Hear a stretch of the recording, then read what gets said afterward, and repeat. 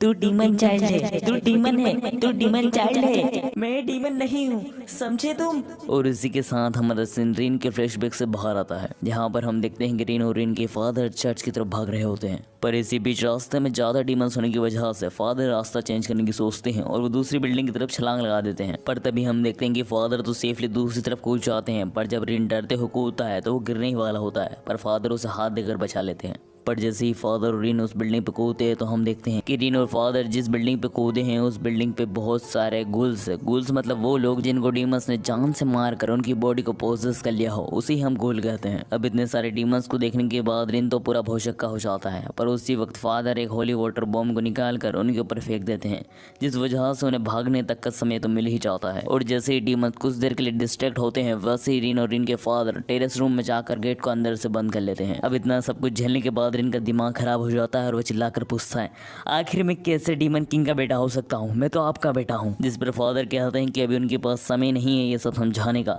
जैसे ही रात हो जाएगी सारे डीमंस एक्टिव हो जाएंगे, तब वो रिन को चाहकर भी नहीं बचा पाएंगे, इसलिए उन्हें जल्दी करनी होगी। तभी हम दूसरी तरफ देखते हैं कि हाफ डीमन बॉय के साथ ही उससे मिलने आए हुए होते हैं और वो उसको बेहोश की हालत में पूछते हैं क्या हुआ तुम्हें। और ये सारा शोरगुल सुन के हाफ डीमन बॉय जाग जाता है और वो चिंगाड़ने लगता है और अपने पीछे कंटेनर को एक मुक्का मार कर कहता है, आ रहा हूँ मैं रिन। और तभी हम दूसरी तरफ देखते हैं कि रिन और फादर अपने चर्च पहुँच चुके होते हैं, जहाँ पर फादर सबसे कहते हैं कि जितने भी स्पिरिट बैरियर हैं उनको 3 गुना कर दो, जल्दी से जल्दी। और फादर की बात सुनते से इस चर्च के सारे प्रीस्ट मिलकर स्पिरिट बैरियर को 3 गुना कर देते हैं, जिसकी वजह से पूरे चर्च के ऊपर एक स्पिरिट शील्ड लग जाती है। और तभी हम दूसरी तरफ देखते हैं कि फादर रिन को लेकर उसी छुपे हुए ठिकाने में जा रहे होते हैं, और जहाँ पर वो उसी संदूक को खोलकर उसमें से एक तलवार निकाल कर कहते हैं कि रिन तुम ये तलवार देख रहे हो, इस तलवार का नाम डीमन स्लेइंग स्वॉर्ड है और ये तलवार के अंदर ही तुम्हारे सारे राज छुपे हुए हैं। और इसी के साथ फादर रिन को बताते हैं कि उन्होंने रिन की सारी जो डिमोनिक पावर्स थी वो इसी स्वॉर्ड में उन्होंने छुपा कर रख दी,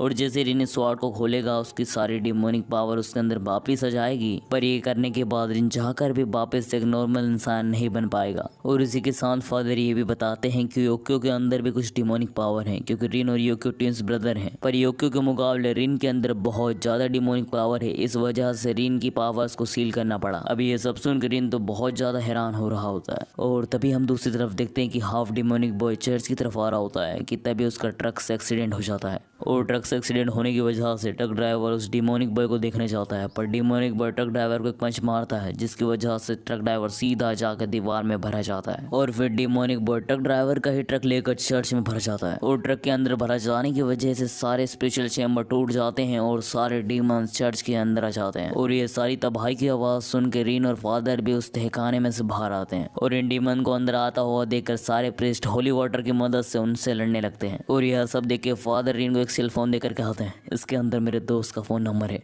वो तुम्हारी मदद जरूर से करेगा। और यह कहकर फादर रिन को तहखाने में धक्का दे देते हैं, और फिर डीमंस और प्रीस्ट के बीच में जंग स्टार्ट हो जाती है, जहाँ पर डीमंस और प्रीस्ट के बीच में काफी खतरनाक लड़ाई चल रही होती है। और इसी बीच हम नेक्स्ट सीन में देखते हैं कि योक्यो चर्च में कॉल करने की कोशिश कर रहा होता है, पर उसका कॉल कोई भी पिकअप नहीं कर रहा होता है, क्योंकि चर्च में तो बहुत ज्यादा खतरनाक माहौल हो रहा होता है। और इसी बीच रिन अपनी पावर स्ट्रेंथ का यूज करके बेसमेंट से बाहर आ जाता है, और वो बाहर आकर देखता है कि फादर और बाकी प्रीस्ट ने डिमोनिक बॉय और डीमंस को हरा चुके हैं। और यह सब जान के कि रिन का सबसे बुरा सपना कि वो एक डीमन है वो सच हो गया है। अब यह सुन के वो बहुत ज्यादा फ्रस्ट्रेशन के साथ रिन के फादर से कहता है कि आपने मुझे बताया क्यों नहीं कि मैं एक डीमन हूँ और आप मेरे कुछ भी नहीं लगते हो। और यह सुन के कि फादर रिन के कुछ नहीं लगते, फादर रिन को एक बहुत जोर से चाटा मार देते हैं, और चाटा खाने के बाद रिन कहता है, आप सब मेरे लिए अनजान हो और मैं यहाँ से जा रहा हूँ। और यह कहकर रिन वहाँ से जाने लगता है कि तभी फादर अपने घुटनों के बल पर गिर जाते हैं और उनके सीने में बहुत ज्यादा दर्द हो रहा होता है। और यह सब देख कर रिन को समझ नहीं आ रहा होता है कि क्या हो रहा है यहाँ पर तभी हमें पता चलता है कि रिन के फादर को कोई डीमन पोजेस करने की कोशिश कर रहा है, और ये कोई आम डीमन नहीं है, ये the God of demon Satan है। और फिर सैतन फादर की बॉडी से रिन से कहता है कि मैं हूँ the God of demon Satan और तुम्हारा रियल फादर। और इसी बीच बाकी प्रीस्ट सैतन को रोकने की कोशिश करते हैं, पर सैतन उन्हें नीली आग से पूरा घेर लेता है और कहता है, मुझे रोकने की कोशिश मत करो। और यह कहकर सैतन अपने ब्लड से डीमन वर्ल्ड का गेट चर्च में ही ओपन करने लगता है। और इसी के साथ हम देखते हैं कि फादर की बॉडी सैतन की पावर को झेल नहीं पा रही है और उनकी बॉडी में से खून निकलता जा रहा है, जिसे देखकर सैतन कहता है, ओ ये कमजोर इंसान। और फिर हम नेक्स्ट सीन में देखते हैं कि डीमन वर्ल्ड का गेट ओपन हो चुका है और गेट ओपन होने के बाद सैतन रिन को घसीट कर उस गेट में ले जाने लगता है और रिन को उस डीमन वर्ल्ड के गेट में फेंक देता है, जहाँ पर रिन धीरे धीरे करके उस गेट में धंसने लगता है। और रिन को ऐसा धंसता हुआ देखकर फादर जैसे तैसे करके अपनी बॉडी पे कंट्रोल पाते हैं और चर्च की क्रॉस मार को अपने ही पेट में घुसा लेते हैं ताकि सैतन का कंट्रोल उनसे निकल जाए। और इसी के साथ फादर कहते हैं, वो तुम्हारा नहीं, वो मेरा बेटा है और तुम उसे कहीं नहीं ले जा सकते। जिस पर सैटन कहता है, क्या तुम मुझे से दूर करने के लिए अपनी जान दे दोगे? जिस पर फादर कहते हैं, हाँ हाँ क्यों नहीं। और ये सब होते हुए रिन भी देख रहा होता है और वो अपने और फादर के बिताए हुए पलों को याद करता है कि कैसे जब भी बचपन में रिन को कोई डीमन चाइल्ड कहता था तब फादर कहते थे, तुम डीमन के नहीं मेरे बच्चे हो। और इसी के साथ हम नेक्स्ट सीन में देखते हैं कि फादर ने सैतन को रिन से दूर रखने के लिए अपने आप को सेक्रीफाइस कर दिया। और यह देखकर रिन फाइनली अपने डीमन स्वॉर्ड को ओपन कर लेता है, जिसके बाद रिन अपने ओरिजिनल डीमन फॉर्म में आ जाता है और वो अपना फुल पोटेंशियल का यूज करके सीधा जाकर डीमन वर्ल्ड के गेट को तबाह कर देता है। अब उसने डीमन वर्ल्ड के गेट को तो तबाह कर दिया, पर उसने अपने फादर को खो दिया और वह यह बार बार सोच सोच के रोने लगता है।